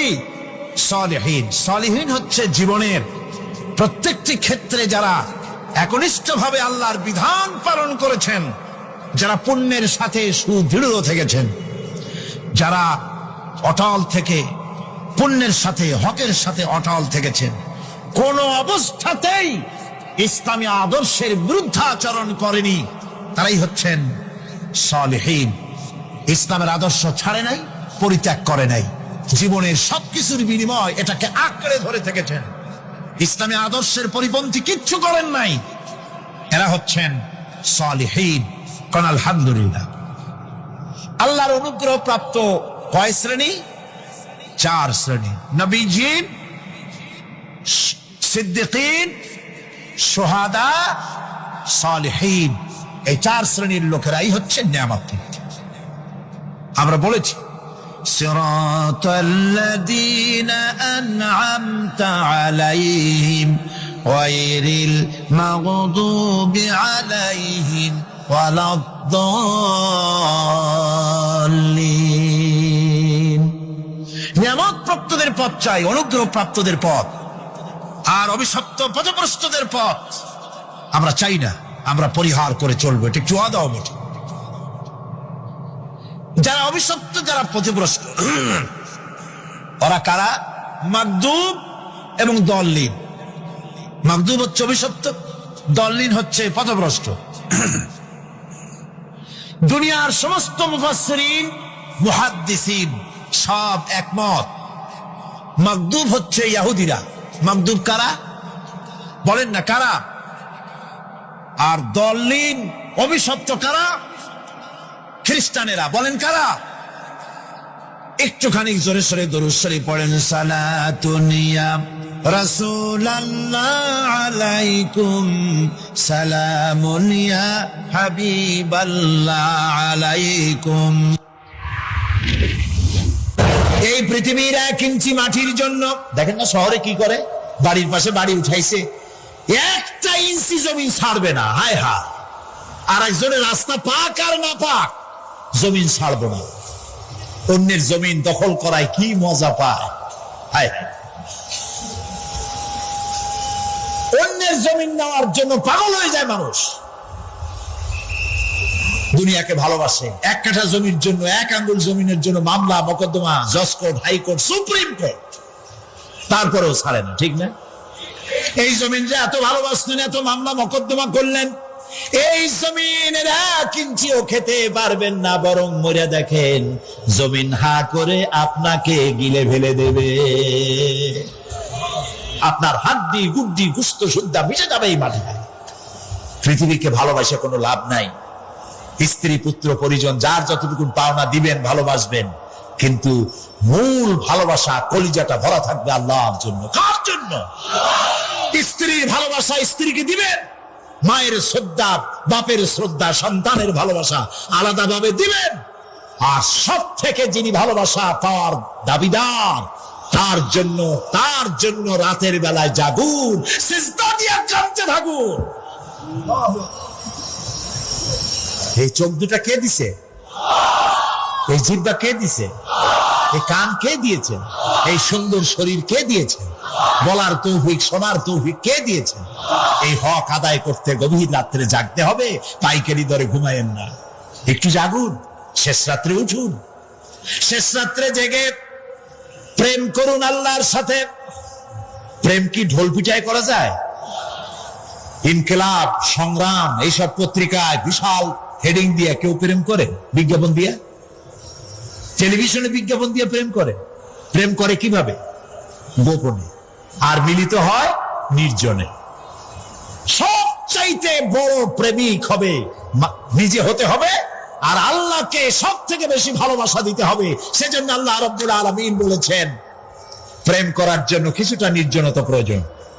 এজন্য দিনের আলোতে ওয়াজআলনান নাহারা মাআশা, দিন বানাইছি রুজি রোজগার করার জন্য। ওয়াজআলনাল লাইলা লিবাসা, আর রাত বানাইছি শান্তির বাহন হিসাবে, আচ্ছাদন। সূর্যের আলোর ঝলকানি চলে গেছে, আলোর তীব্রতা আর নাই। গোটা পৃথিবীর উপরে আমি একটা কালো চাদর দিয়ে ঢেকে দিলাম রাতের আধার, আর একেবারে অন্ধকার না করে আকাশে ডিম লাইটের মতো করে কতগুলি তারা জ্বালায়া দিলাম। এখন কেউ জেগে নাই, সব ঘুমানো। আমার প্রেমিক কে আছো? ওঠো, উজু করে সিজদায় পড়ে যাও, সিজদায় পড়ে যাও, কান্দো, গুনাহ মাপ চাও, যা করেছ মাপ চাও। তুমি গুনাহ করেছ আর আমি মাফ করার মালিক। ইন্নাল্লাহা ইয়াগফিরুয যুনুবা জামিআ, সব মাফ করে দেব, গুনাহগুলি নেকি দিয়া বদলায় দেব। আমার কাছে কাঁদো, চোখের পানি ফেলো। প্রিয় ভাই, সব রাতে জাগতে শিখুন। রাসূলুল্লাহ বলেছেন ওর থেকে ভালো স্বামী আর দুনিয়ায় নাই। কে বলেছেন?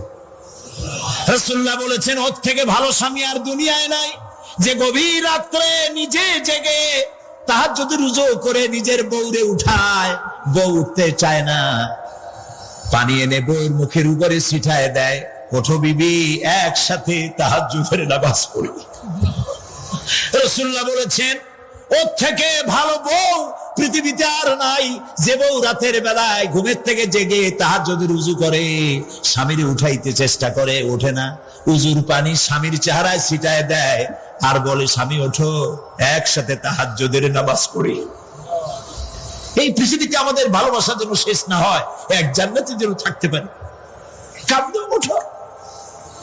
গভীর রাত্রে তাহাজ্জুদের নামাজ পড়ে মাথাটা নিচু করে গুনগুন করে গাইতে থাকে, নিয়া আল্লাহু পড়ে, নিয়া আল্লাহু ইয়া রহমানু ইয়া রহিমু ইয়া হাইয়ু ইয়া কাইয়ুম। প্রাণ দিয়া বলেন ইয়া আল্লাহু ইয়া রহমানু ইয়া রহিমু ইয়া হাইয়ু ইয়া কাইয়ুম। ইয়া আল্লাহু ইয়া রহমানু ইয়া রহিমু ইয়া হাইয়ু ইয়া কাইয়ুম। তাহাজ্জুদের নামাজ পড়ে এভাবে আল্লাহরে ডাকে দেখেন, চোখ দিয়া পানির বন্যা নেমে আসে যদি ঈমান একটুও থাকে। এই কান্না নবীজি বলেছেন জাহান্নামের ভয়তে আমার সাথে না ভরমানি করেছে। এই শরমে পড়ে বান্দা যখন চোখ দিয়া পানি ছেড়ে দেয়, ওই চোখের পানি নাকের অর্ধেক আসতে না আসতে আমি আমার বান্দারে মাফ করে দেই। আল্লাহু আকবার। আল্লাহ আমাদের কান্দার তৌফিক দাও, তাহাজ্জুদ পড়ার তৌফিক দাও, পাঁচ ওয়াক্ত নামাজ পড়ার তৌফিক দাও, তোমাকে ভয় করার তৌফিক দাও, তোমার ভয় আর মহব্বত দিয়ে কলিজা ভরে দাও, তোমার রাসূলুল্লাহর মহব্বত দিয়ে আমাদেরকে পাগল বানায় দাও। আল্লাহ, দুনিয়া বড় খারাপ জায়গা। এই দুনিয়ায় আল্লাহর কাছে সৌন্দর্য চাইতে হবে দুনিয়া, কিন্তু দুনিয়াকে স্থায়ী মহব্বত করা যাবে না। প্রিয় ভাই সব, আপনি যদি লন্ডনে যান, আমেরিকায় যান, কোনোদিন যান নাই, যাইতে হলে এখান থেকে টেলিফোন করেন, ওখানে বন্ধু বান্ধব আছে নাকি?